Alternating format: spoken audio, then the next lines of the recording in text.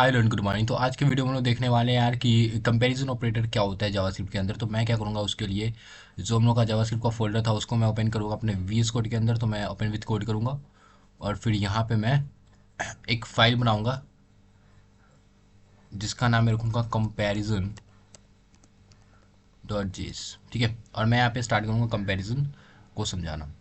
तो मैं क्या करूँगा यार, मैं यहाँ पे सिंपली लिखूँगा let a is equal to 5। ठीक है, let a is equal to 5 and मैं लिखूँगा let b is equal to 7। तो मैंने यहाँ पे क्या करा है, मैंने यहाँ पे दो वेरिएबल को क्रिएट करा है, ए एंड बी। और मैं सबसे पहले इतने सारे टैब को करूँगा close and simply comparison dot JS को मैं ओपन रखूँगा।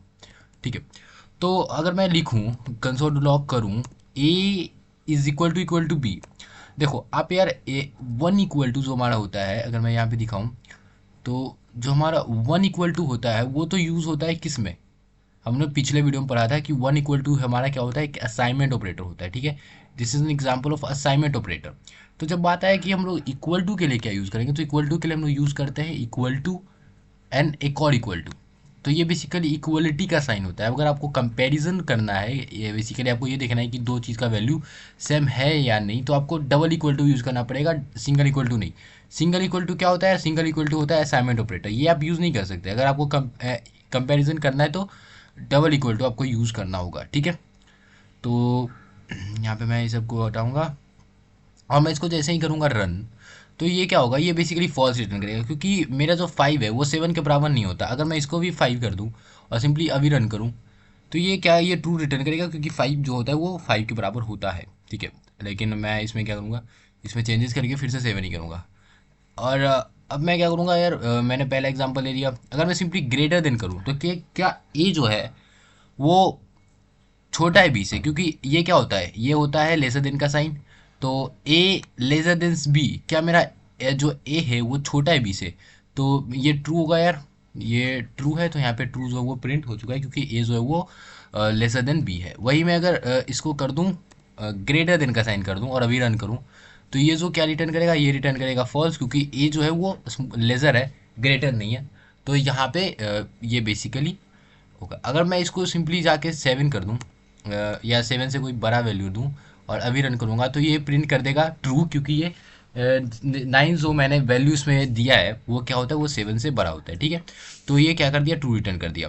देखो ए जो हमारा कंपैरिजन ऑपरेटर होता है वो सबसे पहले तो जो रिटर्न करता है वो हमेशा एक बूलियन वैल्यू होता है, या तो वो ट्रू रिटर्न करेगा या तो वो फॉल्स रिटर्न करेगा। ये दो ही चीज़ हमारा कंपैरिजन ऑपरेटर रिटर्न कर सकता है। ठीक है, तो अब मैंने बता दिया कंपैरिजन ऑपरेटर में सबसे पहला होता है equal to greater than, simply control z देखना पड़ेगा ये क्या हो गया। हाँ, तो सबसे पहले ग्रेटर देन होता है, देन उसके बाद लेजर देन होता है, उसके बाद क्या होता है, उसके बाद हम लोग यहाँ पे यूज़ कर सकते हैं greater than and equal to का। ठीक है, greater than and equal to का मैं ये सबको करूँगा कमेंट आउट, इसमें कमेंट आउट।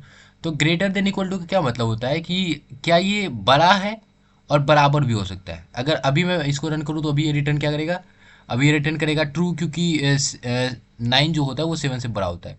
लेकिन अगर मैं क्या कर दूँ, यहाँ पे 5 कर दूँ, तो ये क्या रिटर्न करेगा, ये फॉल्स रिटर्न करेगा क्योंकि 5 जो होता है वो 7 से क्या होता है, छोटा होता है, बड़ा नहीं होता, तो ये फॉल्स रिटर्न करेगा।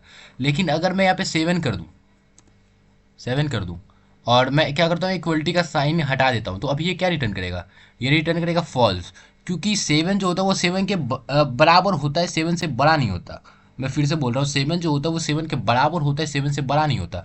बट अगर मैं जब यहाँ पे इक्वलिटी का साइन लगा दूंगा तो इक्वलिटी का मतलब होता है कि क्या ये बड़ा भी हो सकता है, और फिर अगर बराबर भी है तो ये ट्रू कर देगा। लेकिन बराबर है, 7 के बराबर होता है तो ये ट्रू रिटर्न कर दिया। ठीक है, वही मैं लेसर देन का करूँ, लेसर देन, तो ये क्या होता है, ये इक्वलिटी भी चेक करेगा और लेसर देन भी चेक करेगा जो कि अभी यहाँ पे ट्रू है। ठीक है, तो ये हो गया यार हमारा कंपैरिजन ऑपरेटर। एक और होता है नॉट इक्वल टू। ठीक है, मैं आपको बता देता हूँ, नॉट इक्वल टू कुछ एक्सक्लेमेटरी एंड इक्वल टू का यूज़ कर सकते हो। नॉट इक्वल टू क्या ये चेक करता है, नॉट इक्वल टू ये चेक करता है क्या उसकी वैल्यू उसके बराबर नहीं है। तो ए क्या हमारा बी के बराबर है, हाँ है, तो ये क्या रिटर्न करेगा, फॉल्स, क्योंकि ए जो है वो बी के बराबर है। लेकिन यहाँ पे मैं बोल रहा हूँ कि ए जो है वो बी के बराबर नहीं है, बट जो मैं बोल रहा हूँ वो फॉल्स है क्योंकि ए है बी के बराबर। अगर मैं बी को 7 ना देकर या ए को 7 ना देकर 5 दे देता हूँ, तो ये ट्रू रिटर्न करेगा, क्योंकि ए जो है वो बी के बराबर नहीं है। हाँ, ए जो है वो बी के बराबर नहीं है, 5 7 के बराबर थोड़ी होता है, तो ये ट्रू रिटर्न कर दिया। तो ये होता है यार हमारा कंपैरिजन ऑपरेटर। इसमें जो याद रखने वाली चीज़ है, मतलब समझने वाली चीज़ है, सबसे पहला और सबसे ज़्यादा इंपॉर्टेंट, कंपैरिजन ऑपरेटर एक बाइनरी है भाई, बाइनरी ऑपरेटर है, ये 2 ऑपरेंड लेगा या 2 से ज़्यादा भी ले सकता है, आप इसको अपने तरीके से रन करा सकते हो। दूसरा यार कि बाइनरी ऑपरेटर हमेशा रिटर्न करता है एक बूलियन, या तो ट्रू रिटर्न करेगा या तो फॉल्स रिटर्न करेगा, ये चीज़ आपको ध्यान रखना है भाई। तो जब हम लोग आगे जो हमारा जो इसके अगला वीडियो होगा वो हमारा इफ एल्स कंडीशन के होगा, कंडीशन पे होगा, ठीक है। तो आगे या इसके बेसिकली आगे कुछ वीडियोस के बाद इफ एल्स कंडीशन आएगा, तो वो वहाँ पे हम लोग कंपैरिजन ऑपरेटर और लॉजिकल ऑपरेटर का बहुत ज़्यादा यूज़ करते हैं। तो आपको वहाँ पे ध्यान रखना है कि कंपैरिजन और लॉजिकल ऑपरेटर दोनों क्या रिटर्न करता है, बूलियन रिटर्न करता है, ट्रू रिटर्न करेगा या फॉल्स रिटर्न करेगा, ठीक है।